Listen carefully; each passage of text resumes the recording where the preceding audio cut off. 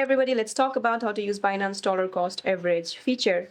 So to use this feature, you have to set up your DCA plan, means Auto Invest plan, which is the most popular way to execute a DCA strategy on Binance and also allows you to invest in a single asset or a portfolio.